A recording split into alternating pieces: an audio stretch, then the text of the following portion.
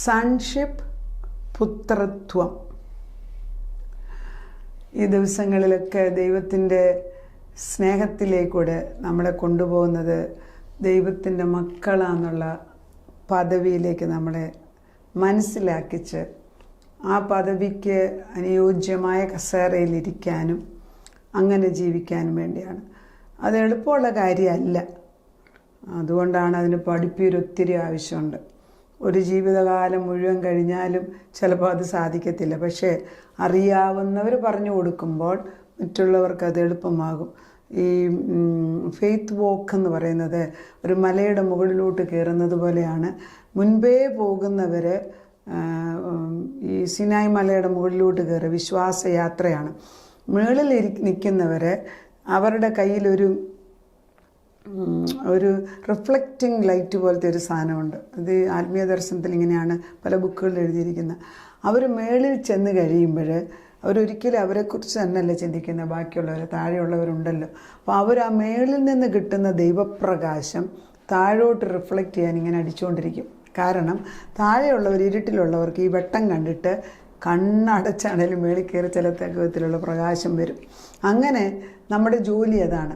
ഒരാൾ മുകളിലോട്ട് കയറിയെങ്കിൽ ആ പ്രകാശം താഴെയുള്ളവർക്ക് അടിച്ചുകൊണ്ടിരിക്കും. So that until they reach that position you keep on reflecting that light. അപ്പോൾ ഞാൻ ഓർക്കുന്നുണ്ട്, ഞങ്ങളുടെ തന്നെ മകന് കിളിമഞ്ചാരോ എന്ന് പറഞ്ഞ സ്ഥലത്ത് മൗണ്ടനിയറിങ് ട്രെക്കിങ്ങിന് പോയി. ഞങ്ങളുടെ മോനും മോളും കൂടി രണ്ടുപേരും കൂടെയാണ് പോയത്.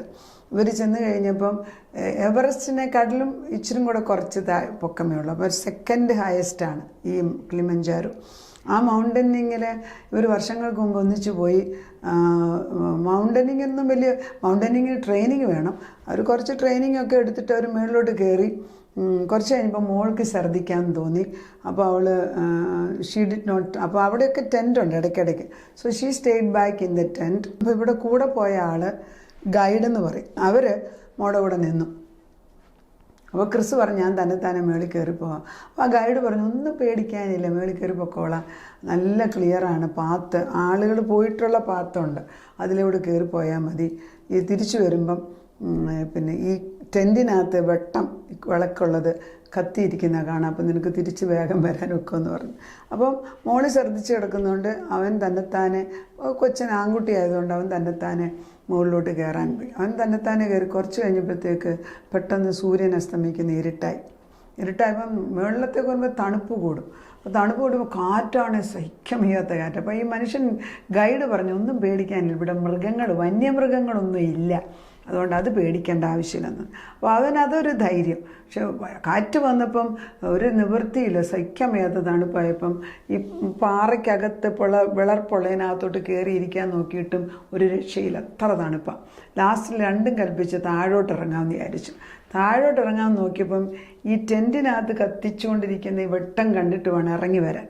പക്ഷേ എന്ത് സംഭവിച്ചു, അന്ന് സ്നോ ഒത്തിരി ഉണ്ടായിരുന്നതിനാൽ ഈ നക്ഷത്രങ്ങൾ, മുകളിൽ നക്ഷത്രം ലൈറ്റ് ഇങ്ങനെ കത്തുന്ന പോലെ കത്തിരിക്കുന്നതിനാൽ ഇതിൻ്റെ ഈ ചന്ദ്രൻ്റെ വെട്ടം ഈ ഐസിൻ്റെ മേളിലെല്ലാം അടിക്കുമ്പോൾ അതെല്ലാം വെട്ടം പോലെ കത്തി തുടങ്ങി. അപ്പോൾ ഏതാണ് യഥാർത്ഥ വെട്ടമെന്നറിയാൻ വയ്യാതെ അവൻ അവിടെ വിഷമിച്ചിരുന്നു. കുറേ നേരം കഴിഞ്ഞപ്പം അപ്പം എൻ്റെ ഒരു ഫ്രണ്ട് ഓർക്കുന്നുണ്ട്, എന്തോ ക്രിസ്റ്റിന് വേണ്ടി കരഞ്ഞ് പ്രാർത്ഥിക്കാൻ തോന്നിക്കുന്നു എന്ന് പറഞ്ഞ് അവരിരുന്നുകൊണ്ട് കരഞ്ഞ് പ്രാർത്ഥിക്കാൻ തുടങ്ങി. ഞാനിതൊന്നും അറിയുന്നില്ല.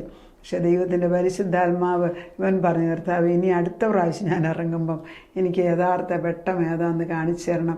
ഞാൻ അവിടെ അങ്ങനെ ലാസ്റ്റിൽ പ്രാർത്ഥനയെല്ലാം കഴിഞ്ഞ് ഈ കുഞ്ഞുങ്ങളുടെ പ്രാർത്ഥന കൊണ്ടോ എന്തോ ദൈവം കരുണ തോന്നി യഥാർത്ഥ ലൈറ്റ് ഏതാന്ന് കാണിച്ചു കൊടുത്ത് അവിടെ കടന്നു വന്നു. എന്തിനാ ഇത് പറയുന്നത്? ഏതാണ് യഥാർത്ഥ ലൈറ്റ് എന്ന് കാണിച്ചു കൊടുക്കാൻ മുൻപിൽ ഒരാൾ പോകണം, അല്ലാതെ ശരിയാകത്തില്ല. നമ്മളുടെ ജോലി അതാണ്, നമുക്കത് ചെയ്യാം. യോഹന്നാൻ്റെ സുവിശേഷം 14:16-18 വരെയുള്ള വാക്യം. 16 ഞാൻ എൻ്റെ പിതാവിനോട് ചോദിക്കും. ആരാണ്? യേശു പറയുകയാണ്, ഞാൻ എൻ്റെ എന്തോ ഒരു സ്നേഹമുള്ള വചനമല്ലേ. ഞാൻ എൻ്റെ പിതാവിനോട് ചോദിക്കും, അവൻ സത്യത്തിൻ്റെ ആത്മാവെന്ന മറ്റൊരു കാര്യസ്ഥനെ എന്നേക്കും നിങ്ങളോട് കൂടെ ഇരിക്കുന്നതിന് നിങ്ങൾക്ക് തരും. എന്തോ ഒരു ഇതിൽ കൂടുതൽ എങ്ങനെയാണ് പ്ലെയിനായിട്ട് ദൈവത്തിന് പറയാൻ വെക്കുന്നത്? അത്ര സ്നേഹമല്ലേ. എന്താണ്? ഞാൻ എൻ്റെ അപ്പനോട് ചോദിക്കും. എന്താ ചോദിക്കാൻ പോകുന്നത്? നിങ്ങൾക്ക് ഈ ആത്മാവിനെ തരാം. സത്യത്തിൻ്റെ പല ആത്മാക്കളുണ്ട്. നമ്മൾ മുസ്ലിങ്ങളുടെ ഉണ്ട്, ഹിന്ദുക്കളുടെ ഉണ്ട്, യൂതൻ്റെ ഉണ്ട്, സൊറോസ്ട്രിയൻ്റെ ഉണ്ട്, പലതുണ്ട്. നമുക്കറിഞ്ഞുകൂടെ. പിന്നെ പ്രേതങ്ങളുണ്ട്, നമുക്കറിഞ്ഞുകൂടെ ഏതാണ്. പക്ഷെ കർത്താവ് ഒരു ചോദ്യം ചോദിക്കുന്നുണ്ട്. സത്യത്തിൻ്റെ ആത്മാവെന്ന മറ്റൊരു കാര്യസ്ഥനെ, അങ്ങനെ ഒരു കാര്യസ്ഥൻ സത്യത്തിൻ്റെ ആത്മാവുണ്ടെന്ന് യേശു പറയുന്നു. ഉണ്ട്. അവനെ നിങ്ങളുടെ കൂടെ എന്നേക്കും ഇരിക്കേണ്ടതിന് ഞാൻ തരും. അത് ദൈവം തരേണ്ടതാണ്. സത്യത്തിൻ്റെ ആത്മാവ് എന്ന മറ്റൊരു കാര്യസ്ഥനെ എന്നേക്കും നിങ്ങളോട് ഇരിക്കേണ്ടത് നിങ്ങൾക്ക് തരും. ലോകം അവനെ കാണിക്കുകയോ ചെയ്യായികയാൽ അതിനവനെ ലഭിക്കാൻ കഴിയത്തില്ല. ലോകത്തിന് ഇത് ഉൾക്കൊള്ളാൻ കഴിയത്തില്ല. അത് ആരെയും കുറ്റം വിട്ട് കാര്യമില്ല. This is preordained, predestined. എന്തൊരു ഉന്നത പദവിയല്ലേ. നിങ്ങളോ, അവൻ നിങ്ങളോടുകൂടെ വസിക്കുകയും നിങ്ങളിരിക്കുകയും ചെയ്യുന്നതുകൊണ്ട് അവനെ അറിയുന്നു. നമ്മൾ അറിയണം. ഈ ഉന്നത പദവി എനിക്കുണ്ടെന്ന് ഞാനീ പറയുന്ന വിശ്വാസികളെങ്കിലും അറിയണം. ഞാൻ നിങ്ങളെ അനാഥരായിട്ട് വിടുകയില്ല. ഞാൻ ഈ കഴിഞ്ഞ ദിവസങ്ങളെല്ലാം ഓർഫൻ സ്പിരിറ്റിനെ കുറിച്ചാണ് പഠിപ്പിച്ചത്. ഓർഫൻ സ്പിരിറ്റ് എന്ന് പറയുന്നത് ഒരു illegal spirit, and impure spirit, ദൈവത്തിൻ്റെ പിശാചിൻ്റെ സ്പിരിറ്റ്. ആ സ്പിരിറ്റ് നമ്മളിൽ കിടന്ന് കളിക്കുകയാണ്. ഞാൻ നിങ്ങളെ അനാഥരായി വിടുകയില്ല. ഞാൻ നിങ്ങളുടെ അടുക്കൽ വരും. കുറഞ്ഞെന്ന് കഴിഞ്ഞാൽ ഞാൻ ലോകം എന്നെ കാണുകയില്ല, നിങ്ങളോ എന്നെ കാണും.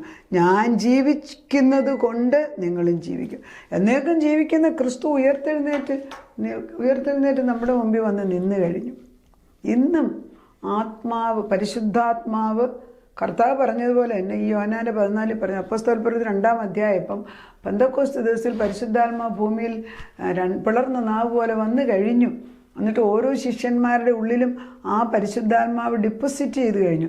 ഇപ്പം പുതിയ നിയമത്തിൽ ഈ പരിശുദ്ധാത്മാവ് എൻ്റെ നിങ്ങളുടെ ഉള്ളിൽ വസിക്കുന്നുണ്ട് ക്രിസ്തുവിനെ സ്വീകരിക്കുമ്പോൾ.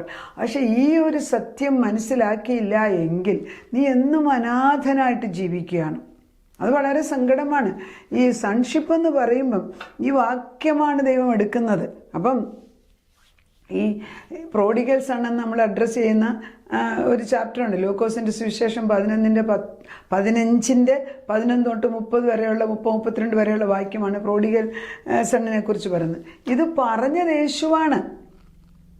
ഉപമകളാൽ സംസാരിക്കുന്നു. പറയുന്നവൻ സത്യം മാത്രം അറിയുന്നവൻ. അതിന് 2 കാര്യങ്ങൾ പറയുകയാണ്. നമ്മൾ അതിനൊരു ഹെഡിങ് കൊടുത്തു, മുടിയനായ പുത്രൻ. അതേ അല്ല ദൈവത്തിൻ്റെ ഉദ്ദേശം. ദൈവം പിതാവിൻ്റെ സ്നേഹം കാണിക്കാൻ വേണ്ടി മാത്രം എഴുതി വെച്ചിരിക്കുന്നു. അത് എത്ര ഭംഗിയായിട്ട് പിശാച് ഡിസ്റ്റോർട്ട് ചെയ്തിട്ട് മുടിയനായ പുത്രൻ എന്നൊരു അഡ്രസ്സ് ഇട്ടിട്ട് we have really given importance to the younger son. ഇളയവൻ്റെ മാത്രമായിട്ട് വക കൊടുത്തേച്ച് മൂത്ത മകനെക്കുറിച്ചുള്ള കാര്യം മറന്ന് പിതാവിൻ്റെ സ്നേഹവും മറന്നിട്ട് നമ്മൾ ലൂക്കോസിൻ്റെ സുവിശേഷം 15 വായിക്കുന്നു. വളരെ സങ്കടമാണ്. അപ്പം ഈ 2 പേർ അഡ്രസ്സ് ടൈറ്റിൽ തെറ്റാണ്. പ്രോഡിഗൽ സൺ അല്ലെങ്കിൽ മുടിയനായ പുത്രൻ എന്നുള്ള ടൈറ്റിലേ തെറ്റാണ്. യേശു അതല്ല ഉദ്ദേശിച്ചത്. യേശു പറയുന്ന വാക്കുകൾ അതിന് കൊടുക്കേണ്ട പ്രാധാന്യം കൊടുക്കാതെ ആവശ്യമില്ലാത്തടത്ത് പ്രാധാന്യം കൊടുത്താൽ we are not understanding the right thing. അപ്പം കർത്താവ് പറയുന്നത് സ്നേഹമുള്ള ഒരു പിത. അതെങ്ങനെയാണ് തുടങ്ങുന്നതെന്ന് നോക്കാം നമുക്ക്. എന്തുകൊണ്ടാണ് കർത്താവ് യേശു നമ്മളീ മുടിയനായ പുത്രൻ എന്നും പറയുമ്പം ഒരാടെ മാത്രം പിക്ചർ നമ്മുടെ തലയ്ക്കകത്തോട്ട് കയറി വരും. എല്ലാവരും മുടിയനായി. എന്നാൽ അതിൽ കൂടുതൽ ബലഹീനതയുള്ള മൂത്തപുത്രനുണ്ട്. 2 പേരിലും തെറ്റാണ്. 15 ഇങ്ങനെയാണ്. 11 അവൻ പറഞ്ഞത്, ഒരു മനുഷ്യന് 2 പുത്രന്മാരുണ്ടായിരുന്നു. ഒരപ്പൻ്റെ കാര്യമാണ് പറയുന്നത്. അവരിൽ ഇളയവൻ അപ്പനോട് അപ്പ വസ്തുവിൽ എനിക്ക് വരേണ്ടുന്ന പങ്ക് തരണമേന്ന് പറഞ്ഞു. അവൻ അവർക്ക് മുതൽ പകുത്തു കൊടുത്തു. ആകയാൽ ഏറെ നാൾ കഴിയും മുമ്പേ ഇളയ മകൻ സകലതും സ്വരൂപിച്ച് ദൂരദേശത്തേക്ക് യാത്രയായി അവിടെ ദൂർനടപ്പുകാരനായി ജീവിച്ച വസ്തു നാനാവിധമാക്കി കളഞ്ഞു. എല്ലാം ചെലവഴിച്ച ശേഷം ആ ദേശത്ത് കഠിനക്ഷാമം ഉണ്ടായിട്ട് പന്നികളുടെ ഇറയത്തേക്ക് ജീവിക്കാൻ പോകുന്നു. പന്നിയെ നോക്കുന്നില്ല. അപ്പം 2 കാര്യങ്ങൾ. ഒന്ന്, മുടിയനായ പുത്രൻ, ഇളയ മകൻ. മൂത്ത മകൻ അവന് ദ റിലീജിയസ് ബ്രദർ. അതായത് മൂത്ത മകൻ is not rebellious but is religious. നമ്മൾ മനുഷ്യനുണ്ടാക്കിയ നിയമത്തിനകത്ത് അതിൽ സംതൃപ്തി കണ്ടിട്ട് ദൈവസ്നേഹം അറിയാം, പിതാവിൻ്റെ സ്നേഹം അറിയാത്തവൻ. അപ്പം പിതാവിൻ്റെ സ്നേഹം അറിയാൻ ദൈവം ആഗ്രഹിക്കുമ്പം നമ്മൾ വേണ്ടാത്തടത്തോട്ട് നമ്മുടെ ബുദ്ധി പോകരുത്. അപ്പം നമ്മൾ ഒന്നാമത്തെ ഇളയ മകനെക്കുറിച്ച് പറയുന്നത്, അവനൊരപ്പൻ ആവശ്യമില്ലെന്ന് ചിന്തിച്ചു. കാരണം അപ്പൻ്റെ സ്വത്ത് വേണം, അപ്പനെ ആവശ്യമില്ല. അവനറിയായിരുന്നു അവന് സ്വത്തുണ്ടെന്ന്. അവൻ പറഞ്ഞു, എൻ്റെ സ്വത്ത് എനിക്ക് കിട്ടേണ്ടത്, അത് ഞാനങ്ങ് വാങ്ങിക്കും ഇപ്പോഴേ. ഈവൻ അപ്പനങ്ങ് മരിച്ചിട്ട് കിട്ടണമെന്നില്ല, അതിന് മുമ്പേ ഇത് വാങ്ങിച്ചിട്ട്. അപ്പൻ സ്നേഹമുള്ളവനെ എടുത്തുകൊണ്ട് പൊക്കോളാൻ പറഞ്ഞു. അപ്പന് ഇതൊന്നുമല്ല, അപ്പന് മക്കളോടുള്ള സ്നേഹം പോകട്ടെ, ഇവൻ എടുത്തുകൊണ്ട് പോയിക്കോട്ടെ എന്ന് പറഞ്ഞു. അങ്ങനെയാണ്. അങ്ങനെ the prodigal sun was rebellious, അതായത് മത്സര ബുദ്ധിയുള്ള ഒരു ഹൃദയം. ഒരു വിശ്വാസികളിൽ 2 തരമുണ്ട്. ഒന്ന് മത്സര ബുദ്ധി, അവരെ നമ്മൾ സൊസൈറ്റിയിൽ നിന്ന് അങ്ങ് അടിച്ചു മാറ്റും. അവനെ കൊള്ളത്തില്ല, അവൻ കള്ളുകുടിയനാണ്, അവന് മ്ലേച്ഛത ചെയ്യുന്ന വേശ്യാവൃത്തി ചെയ്യുന്നവനാണ് അവൾ, അല്ലെങ്കിൽ അവൾ അപ്പനെ അമ്മയും ബഹുമാനിക്കാത്ത, നമ്മൾ ഓരോരുത്തരെ അങ്ങ് തള്ളി അങ്ങ് മാറ്റും. അവനൊന്നും ഉണ്ടാക്കുന്നില്ല, അത് ഒരിടത്ത്. അങ്ങപ്പുറത്ത് ഒരെണ്ണമുണ്ട് റിലീജിയസ്, അതായത് മത അടിസ്ഥാനത്തിൽ അകത്ത് നിന്നുകൊണ്ട് ദൈവസ്നേഹം അനുഭവിക്കാതെ ജീവിക്കുന്നവർ. പുറമേ ഒരു കുഴപ്പമില്ല, നമ്മൾ സഭകളിൽ പോകുന്നു, പ്രാർത്ഥനയ്ക്ക് പോകുന്നു, പള്ളിയിൽ പോകുന്നു, മുമ്പിൽ നിൽക്കുന്നു, എല്ലാം നമ്മൾ ചെയ്യുന്നുണ്ട്. പക്ഷെ അപ്പൻ്റെ സ്നേഹം അനുഭവിക്കുന്നില്ല. ഇത് ദൈവം തൻ്റെ സ്നേഹത്തിലേക്ക്, അതായത് ദൈവം തൻ്റെ സ്നേഹത്തിൽ സൃഷ്ടിച്ച മക്കളിൽ സ്നേഹം നഷ്ടപ്പെട്ടു പോയത് തിരിച്ചിട്ട് കൊടുത്തിട്ട് അപ്പനും മക്കളുമായിട്ടുള്ള സ്നേഹത്തിലേക്ക് തിരിച്ചു വരാനാണ് യേശു വന്നത്. അതിനാണ് ഈ കഥ പറയുന്നത്, ഈ ഉപമ പറയുന്നതിൻ്റെ പർപ്പസ് അതാ. അപ്പം the religious brother thought he did not have a father. അവനൊരപ്പൻ വീട്ടിലുള്ളതായിട്ട് അറിയത്തില്ല. The older lived outside the father's love. ഈ മൂത്ത മകൻ അപ്പൻ്റെ ദിവ്യ സ്നേഹത്തിൽ നിന്ന് മാറിയാ ജീവിക്കുന്നത്. He was devout. മറ്റുള്ളവരുടെ മുമ്പിൽ നല്ല മകനാണ്, അവൻ ജോലി ചെയ്യുന്നു, കാര്യം നോക്കുന്നൊക്കെ ശരിയാണ്. പക്ഷെ അപ്പൻ്റെ കൂടെ ഒന്നിച്ചിരുന്ന് മേശയ്ക്ക് ഭക്ഷണം കഴിക്കുന്നില്ല. അതാണ് നമ്മൾ മനസ്സിലാക്കേണ്ടത്. എല്ലാ ദിവസവും യേശുക്രിസ്തു പോലും തൻ്റെ ശിഷ്യന്മാരെ കാണാൻ വന്നപ്പോൾ അപ്പവും മീനും വെച്ചിട്ടാണ് അവരെ ഭക്ഷണം കൊടുത്തു, ഒന്നിച്ചിരുന്ന് കഴിപ്പിച്ചു. ആ ദൈവം നമ്മളെ ഓരോരുത്തരെയും വിളിക്കുമ്പം ഏത് കൂട്ടത്തിൽപ്പെട്ടതാണേലും വിശേഷമാണ്. മുടിയനായ പുത്രൻ്റെ കൂട്ടത്തിലോ മൂത്ത സഹോദരൻ്റെ കൂട്ടത്തിലോ പെട്ടവൻ ഒരിക്കലും ദൈവത്തിന് ചേർന്നതല്ല. അപ്പം neither understood the father's heart. 2 പേരും പിതാവിൻ്റെ സ്നേഹത്തെയോ ഹൃദയത്തെയോ അറിഞ്ഞില്ല. അവിടെ നിർത്താം നമുക്ക്. എന്നാതാ പിതാവിൻ്റെ ഹൃദയം എന്തെന്ന് മനസ്സിലാക്കാതെ യേശു പറഞ്ഞ ഉപമ പോലും ഞങ്ങൾ സ്വയബുദ്ധിയിൽ അങ്ങോട്ടും ഇങ്ങോട്ടും ആക്കി പിതാവിൻ്റെ സ്നേഹത്തെ മനസ്സിലാക്കാതെ ഒരു മനുഷ്യനെ, മുടിയനായ പുത്രൻ ഇളയവനെ മാത്രം നമ്മൾ ചിത്രീകരിച്ചിട്ട് സ്നേഹവാനായ ദൈവത്തിൻ്റെ സ്നേഹത്തെ മറന്ന് ഞങ്ങൾ മറ്റുള്ളവരുടെ മുമ്പിൽ നല്ലതെന്ന് നടിക്കുന്ന ഒരു സ്വഭാവം ഞങ്ങൾക്കുണ്ട്. യാക്കോബിനും ആ സ്വഭാവം ഉണ്ടായിരുന്നു. കർത്താവേ, എല്ലാം മറ്റുള്ളവരുടെ മുമ്പിൽ കാണുമ്പോൾ കറക്റ്റാണ്, പക്ഷെ അകമേ പിതാവിൻ്റെ സ്നേഹം അനുഭവിക്കാൻ ഒക്കുന്നില്ല.